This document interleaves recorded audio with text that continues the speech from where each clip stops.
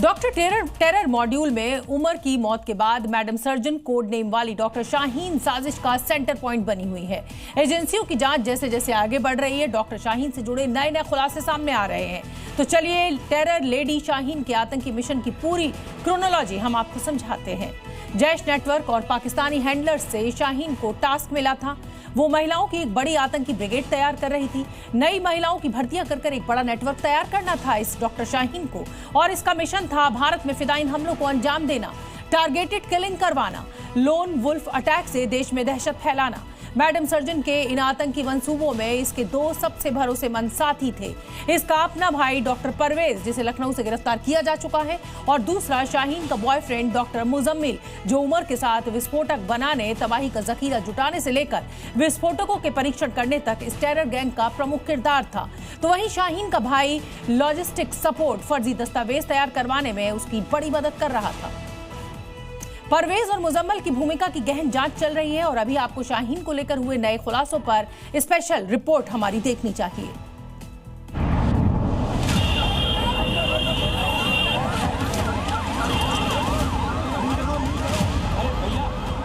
अगर धमाके से पहले डॉक्टर उमर जिंदा पकड़ा जाता तो एजेंसियों के लिए बहुत बड़ी कामयाबी होती, लेकिन पैनिक में उमर ने खुद को ही ब्लास्ट कर लिया। उमर की मौत के बाद अब मैडम सर्जन कोड नेम वाली जैश ए मोहम्मद की महिला विंग की लीडर डॉक्टर शाहीन अब इस डॉक्टर मॉड्यूल की सबसे अहम कड़ी बन गई है, और यही वजह है कि एजेंसियां इस वक्त डॉक्टर शाहीन का हर एक कनेक्शन खंगाल रही है। डॉक्टर मॉड्यूल की टेरर लेडी शाहीन का शिकंजा कस चुका है, और इस वक्त 360 डिग्री इन्वेस्टिगेशन चल रही है। शाहीन के एक एक मैसेज, एक एक दस्तावेज खंगाले जा रहे हैं। Call detail, social media platforms की जांच चल रही है। रिश्तेदार और जानकारों से पूछताछ की गई है। शिक्षण संस्थान, काम की जगह, रहने के ठिकाने, हर जगह छानबीन चल रही है। शाहीन की जांच में अब एक और नया खुलासा हुआ है। शाहीन के 3 अलग अलग पासपोर्ट थे। तीनों पासपोर्ट में शाहीन ने अलग अलग पते दिए थे। 1996 में शाहीन ने पहली बार पासपोर्ट बनवाया, जो 2006 तक वैलिड था। इसमें अपने प्रत्येक घर कैसरबाग के कंधारी बाजार का पता लिखवाया था। दूसरा पासपोर्ट 2006 में बनवाया, जो 2016 तक वैलिड था। इस बार शाहीन ने कानपुर के JSVM मेडिकल कॉलेज का पता दिया था। तीसरा पासपोर्ट 2016 से 2026 तक के लिए था, जिसमें शाहीन ने भाई परवेज के लखनऊ वाले घर का पता दिया था। तीनों में पते अलग अलग हैं, अभिभावकों के नाम भी अलग अलग हैं।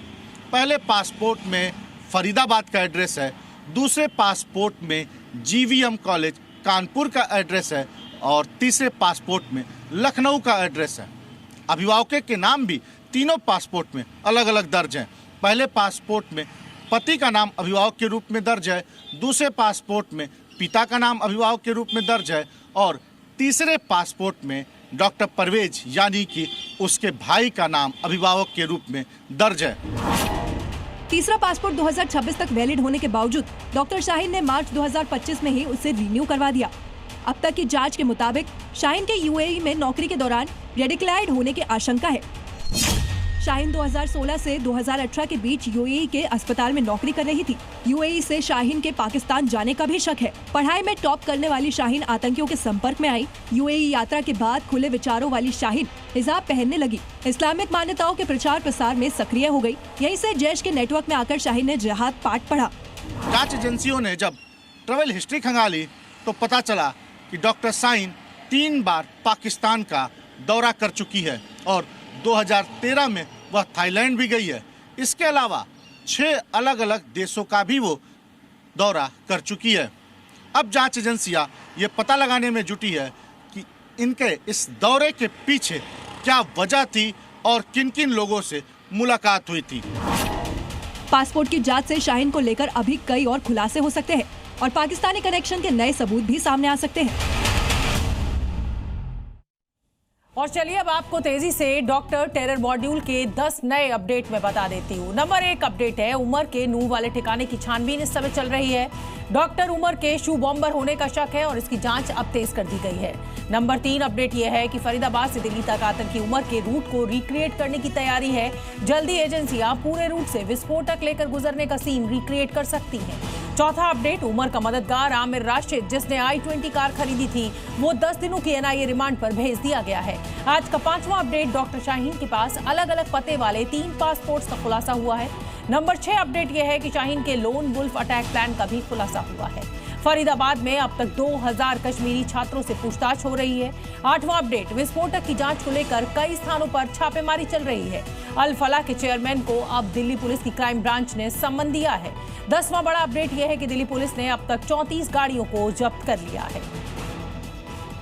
दिल्ली ब्लास्ट मामले में हर रोज नए राज से पर्दा उठ रहा है और अब जांच एजेंसियों में आज का जो सबसे बड़ा खुलासा सामने आ रहा है वो ये कि शाहीन और परवेज का लोन वुल्फ अटैक का प्लान था और इसी खुलासे को लेकर हम आपको एक रिपोर्ट दिखाना चाहते हैं।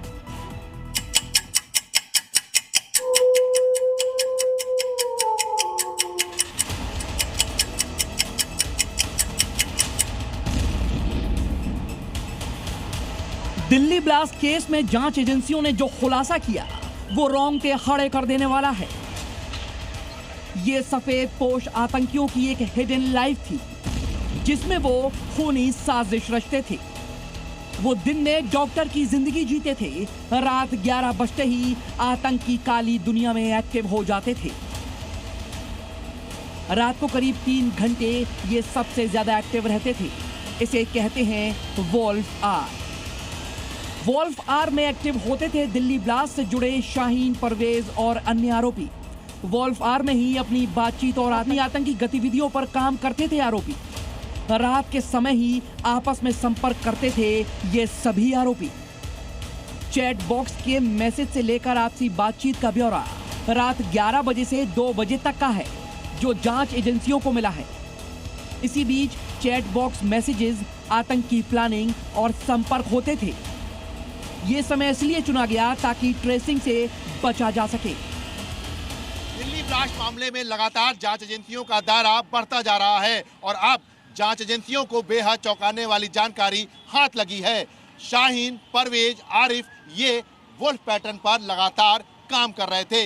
दिन में ये सामान्य तरीके से रहते और रात में बाकायदा आतंक की प्लानिंग करते। इनके व्हाट्सएप मैसेज और कॉल डिटेल्स रात 11 बजे से 2 बजे के बीच में पाए गए हैं। जांच एजेंसियों ने इन्वेस्टिगेशन में ऐसे व्हाट्सएप ग्रुप से पर्दा उठाया जिनसे इनके खतरनाक मंसूबों का पर्दाफाश हुआ। इस ग्रुप का नाम था वोल्फ पैक। वोल्फ पैक के नाम से एक व्हाट्सएप ग्रुप से जुड़े कई नंबर हैं। शाहीन इस ग्रुप की एडमिन है और परवेज, आरिफ इस ग्रुप से जुड़े हुए थे। यहाँ पर भी शाहीन ही मास्टरमाइंड थी। वो ही इस ग्रुप से बातचीत करती थी। कोड के जरिए ही शाहीन बातचीत शुरू करती थी। शाहीन ने महिला आतंकियों की 2 टीमें बना रखी थी जिनका नाम औरोरा और लूना था। औरोरा और लूना मादा भेड़ियों के नाम होते हैं। शाहीन वोल्फ आर में ही सभी जरूरी संदेश देती थी। ये सभी संदेश कोड वर्ड में दिए जाते थे। जांच एजेंसियों को इसी ग्रुप से एक और जानकारी मिली। आरिफ के नंबर के आगे स्नाइपरों का नाम लिखा था। ग्रिफिथ, कुर्नेलियस शब्दों का प्रयोग भी इस ग्रुप में मौजूद नंबरों में नामों की जगह किया गया। मैडम सर्जन और शाहीन ग्रुप की अल्फा थी। वोल्फ पैटर्न पर ही शाहीन इनको घात लगाकर हमला करने की बात कहती थी। परवेज की तरफ से ग्रुप में लोन वुल्फ अटैक की जानकारी दी जाती थी। परवेज के घर से चापर भी छापेमारी के दौरान मिला था। पिछले 1 साल से परवेज इंट्रीगल यूनिवर्सिटी में नाइट ड्यूटी कर रहा था जो वुल्फ आर से मेल खाती है। ये कहा जा सकता है कि रात में बाकायदा आतंक की प्लानिंग की जाती और देश भर में कहां-कहां पर विस्फोट करना है और कैसे बाकायदा आतंकियों की ट्रेनिंग करनी है, टीम बनानी है, इस पर रात भर चर्चा होती और इस पर एक रणनीति बनाई जाती। और चलिए अब आपको बताते हैं कि जैश-ए-मोहम्मद की ये डॉक्टर शाहीन का लोन वुल्फ प्लान का खुलासा कैसे हुआ। दरअसल डॉक्टर शाहीन की व्हाट्सएप चैट से ये हैरान करने वाला खुलासा हुआ। वुल्फ पैक नाम से व्हाट्सएप ग्रुप मिला। ग्रुप में कई नंबर थे और शाहीन इसकी एडमिन है। कश्मीर से पकड़ा गया डॉक्टर आरिफ भी इसी ग्रुप से जुड़ा हुआ था। आरिफ के नंबर के आगे स्पाइरो लिखा था। आतंकी डॉक्टर शाहीन इस ग्रुप की लीडर थी और आधी रात में ही भाई परवेज से बात करती थी। 1 साल से नाइट ड्यूटी कर रहा था ये भाई परवेज ने ग्रुप में लोन वुल्फ अटैक के बारे में जानकारी मांगी थी। रात 11 बजे से 2 बजे तक बातचीत का ब्यौरा मिला है।